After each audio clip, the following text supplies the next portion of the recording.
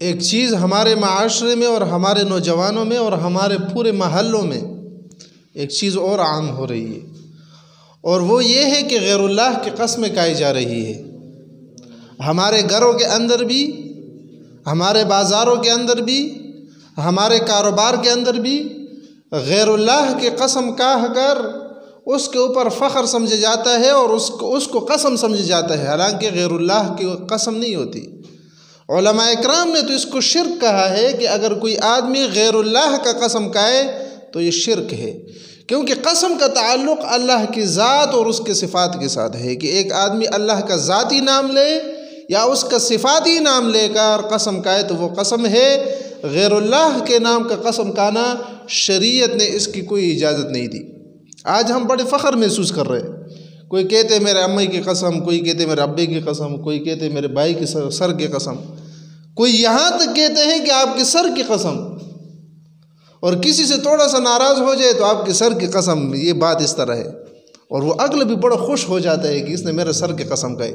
حالانکہ ہمیں اس بات کا علم نہیں ہے، ہمیں اس بات کا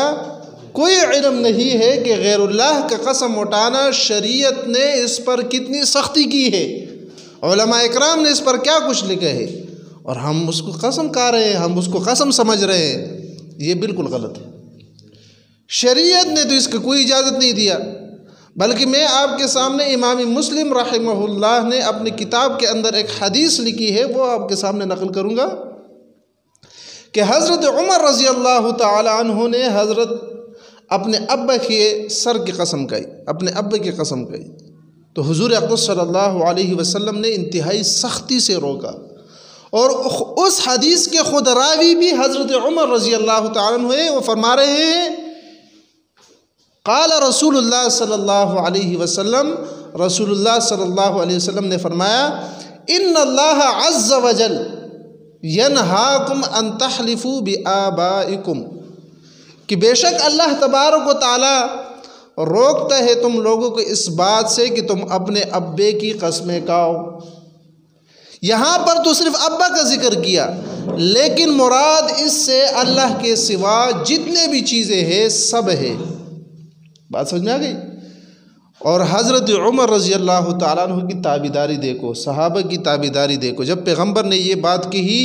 تو حضرت عمر رضی اللہ فرما رہے ما حلفت بها منذ سمعت رسول اللہ صلی اللہ علیہ وسلم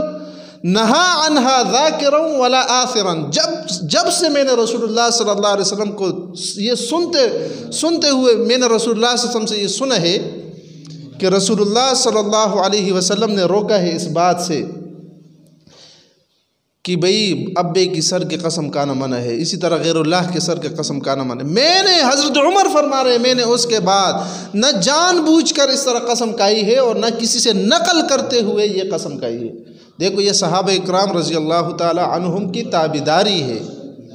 تو آپ کو تو یہ بات سمجھ میں آ گئی کہ غیر اللہ کے سر قسم کھانا اور غیر اللہ کی قسم کھانا شریعت میں اس کی کوئی گنجائش نہیں ہے۔ علماء نے اس کو چھوٹا شرک، بعض علماء نے جو ہے چھوٹا شرک کہا ہے، بعض علماء نے بڑا شرک کہا ہے،